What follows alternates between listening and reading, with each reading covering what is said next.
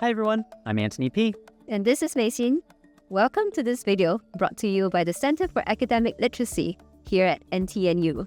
Today, we're going to go through some pointers on how to write a good results section for your academic paper. The results are the fruits of months of hard work. The last thing you want to do is to ruin your paper so close to the end, like what Detective Surelock almost did, if not for his friend, Dr. Whatson. Let's have a look at how Dr. Whatson saved the day. Whatson, my article has been rejected by the editor of a local newspaper. He said that the ending is too abrupt. I hate to say this, but give me some advice. Sure. Let's see. Oh, you're writing about Romeo and Julia, the star-crossed teenage lovers who killed themselves. I have to say that I agree with the editor. Your wrap-up of the story is terrible. What's wrong with saying the couple died because of a miscommunication? It's accurate. It sounds like you're making fun of the victims by making their deaths a punchline. Fine. What do you suggest? You can write about what happened to each person involved in the story before moving on to the grand finale of everybody dies. It's the art of storytelling, Sherlock. Look it up. Do you mean I have to write about how Julia took a potion that caused her to appear dead, causing Romeo to kill himself, which pushed Julia to kill herself for real, before ending with everybody dies? Exactly. It's just like when you present a case. We have to tie up all the loose ends before wrapping it up with an overall conclusion. You don't want to leave your readers hanging or confused, do you? It's not my fault they can't keep up, but okay, I suppose you're right. Thanks. I'll revise the article and do justice to the tragedy of Romeo and Julia. Writing an academic paper is like telling a good story. Over the next few minutes, we'll take you through some storytelling tips that you can use in your results section.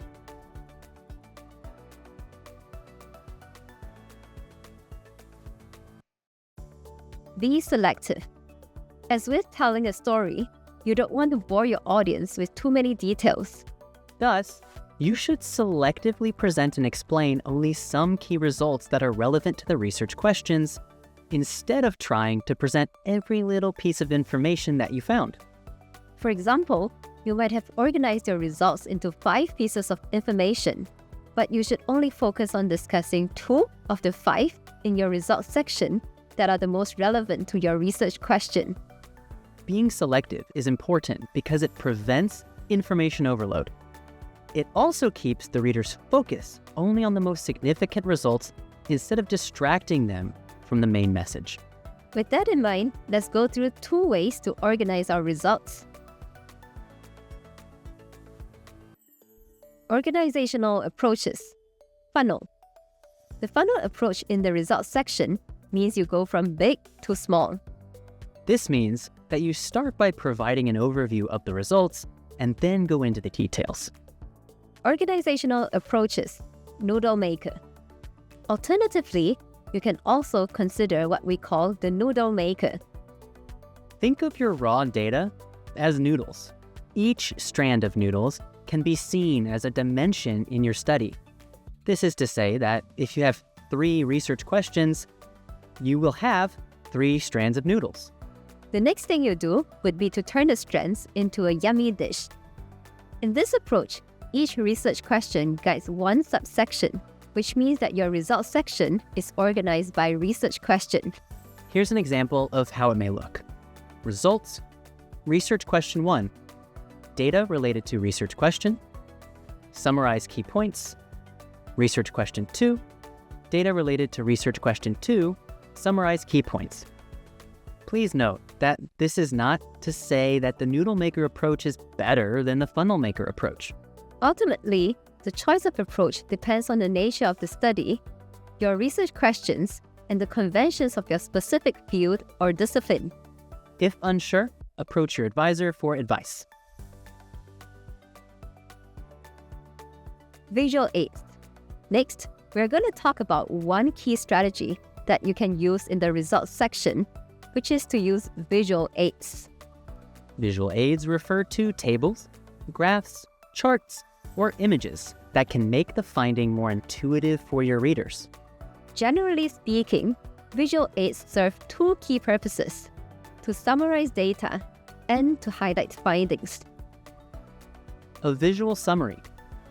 Well-crafted visuals present the data in a manner that spotlights trends and patterns.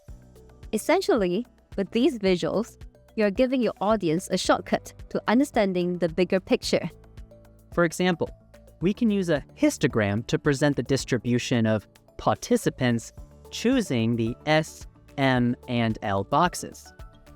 Every visual needs to be accompanied by a description to guide the readers to interpret the details of your visual aids. Here's an example of how you can describe the histogram. The histogram shows the time taken, measured in seconds, for participants to sit down in each of the 3 boxes.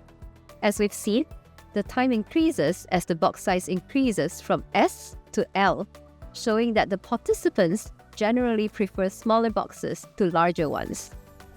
In short, this histogram summarizes the study's results, which shows that the participants took less time to sit down in smaller boxes, indicating that they prefer smaller boxes to larger ones. Highlighting key findings. Other than providing a visual summary, visual aids are also great for highlighting key findings. Back to our experiment, one way to highlight key findings would be to incorporate lines of different thickness and boxes of different sizes in their visual representation, like this. As with all diagrams, don't forget to include a description of the visual aid, like this. The diagram above is a visual representation of participants' box preferences. The respective box sizes are represented by squares of different sizes, and the participants' preferences are indicated by lines of different thickness. The line pointing to box S is the thickest, which indicates that the participants showed the strongest preference for box S.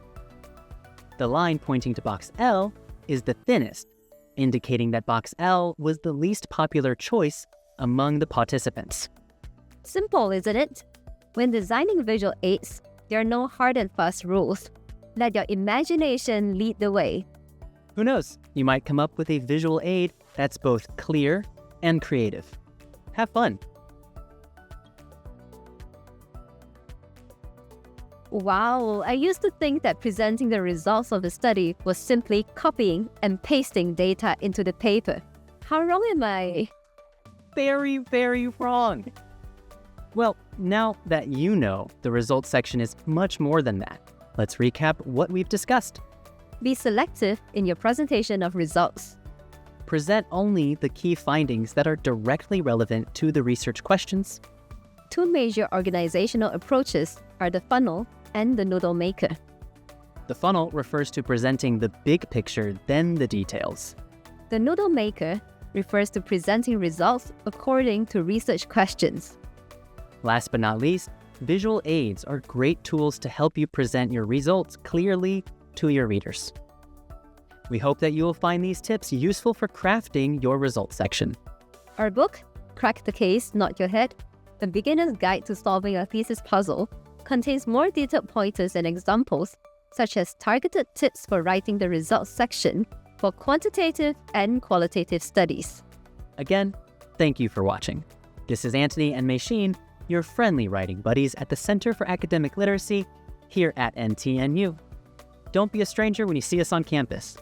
See you around! What's wrong with saying the couple died because of a